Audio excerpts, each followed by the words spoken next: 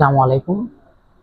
আসলে জামাতেরা ক্ষমতা না যেতেই তাদের ঐক্য ভেঙে যাচ্ছে। তার মূল কারণটা কি? ক্ষমতা যেতে না যেতেই তাদের মধ্যে একটা বিবাদ, ঝগড়া সৃষ্টি হচ্ছে। আপনারা জানেন, ইসলামিক যে ৭টা দল আছে বা ইসলামিক যে দলগুলো আছে, তারা একেকজন একেকটা মানে একজনের সাথে আরেকজনের মিল নাই। আমরা বেশিরভাগ দেখেছি যে ইসলামিক জোটগুলো যা আছে তারা ৫ দফা দাবি নিয়ে মাঠে নামছে এবং তারা এক হচ্ছে, তারা এককভাবে আগামীতে নির্বাচন করে এবং তারা ক্ষমতায় যাবে এবং তাদের চিন্তা ভাবনা আসলে তাদের দুঃস্বপ্ন হয়ে যাচ্ছে। আপনি জানেন, হেফাজতের আমির বাবুনগরী তিনি বলেছেন যে জামাতকে কেউ ভোট দিবেন না। হেফাজতের আমিরের হঠাৎ এমন কি কথা যে জামাতকে তিনি ভোট দিতে নিষেধ করেছেন?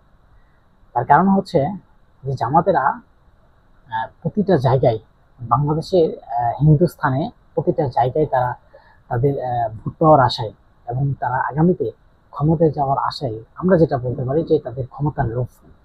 তারা ক্ষমতায় যাওয়ার আশায় তারা বিভিন্ন পূজা মণ্ডলে গিয়ে তারা সেখানে পূজা দেখছে এবং কি তাদের অনুষ্ঠান উদ্বোধন করে দিয়ে আসছে। এবং বাবুনগরী হেফাজতের আমিরের যে কথাটা, সেটা কিন্তু আমরা স্পষ্টভাবে ইতিমধ্যে দেখেছি। কারণ আবার কয়েক জায়গায় বিভিন্ন যারা জামাত ইসলামের লোক তারা বলেছেন যে একজন বলেছেন এমন, মানে আমি আমার শোনা যেটা ফেসবুকের মাধ্যমে আসছে, একজন লোক বলেছেন যে এই পূজা মণ্ডলে দীর্ঘদিন পরে এই পূজার এই জায়গায় আসার জন্য আল্লাহ তাআলা নিয়ে আসার কারণে আমি আল্লাহর কাছে লাখো কোটি শুকরিয়া আদায় করি। আসলে সে কি একটা বেয়াদব নাকি? যে পূজার এখানে গেছে, সেখানে আল্লাহ নিয়ে গেছে, সেখানেও শুকরিয়া আদায় করছে। আজকে ইসলাম ধর্মকে তারা কোথায় নিয়ে যাচ্ছে এবং কোথায় যাচ্ছে? এখন হেফাজতের যে ইসলাম জামাতের যে আমির, তিনি বলেছেন যে অল্প তারা কিছু ভোট পাওয়ার আশায় বা বিভিন্ন রাজনৈতিক দলেরও আছেন, যে আমরা গতকাল একটা ভিডিও দিয়েছি যে আপনার এই আব্দুল রহমান পার্থ, তিনি কিন্তু বলেছেন যে তারা কিছু ভোট পাওয়ার আশায় তারা আল্লাহকে ভুলে যাচ্ছেন বা আল্লাহকে নারাজ করছেন, কিন্তু তারা ভোটও পাবেন না, লাস্টে আল্লাহকেও পাবে না। আসলে বাস্তবতার সাথে তেমনটাই মিল হয়েছে। বাবুনগরী যে বলেছেন যে ইত্তেফাকের আপনার কালের কণ্ঠতে একটা নিউজ এসেছে যে জামায়াতকে ভোট দেওয়া যাবে না।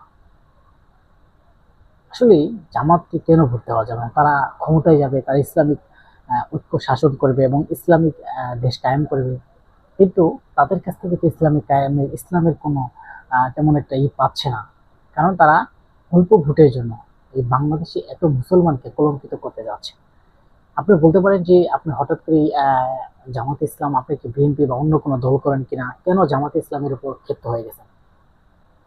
আসলে আমাদের ক্ষিপ্ত হওয়ার কারণই হচ্ছে তারা যে এই পূজা মণ্ডলে গিয়ে তাদেরকে আমরা সম্মান করি, তারা সিনিয়র রাজনীতিক এবং অনেক আমাদের চেয়ে অনেক বোঝেন, কিন্তু কথা হচ্ছে তারা যে এই রাজনৈতিক পরিপ্রেক্ষিতে সেখানে পূজা মণ্ডলে গিয়েছেন, অনেক নেতাকর্মী তারা অনেক এক একজন এক এক বক্তব্য দিচ্ছেন, কিন্তু আমরা মনে করি সেটা তাদের জন্য গ্রহণযোগ্য হয় নাই।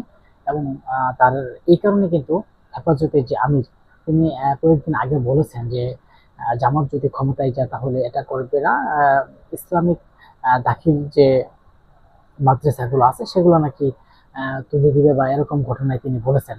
কিন্তু আসলে কথা, জামাত সেটা প্রতিক্রিয়া জানিয়েছেন যে তিনি যেটা বলছেন এটা আসলে কিছুই হবে না, এটা আসলে তার মন গড়া একটা বক্তব্য দিয়েছেন।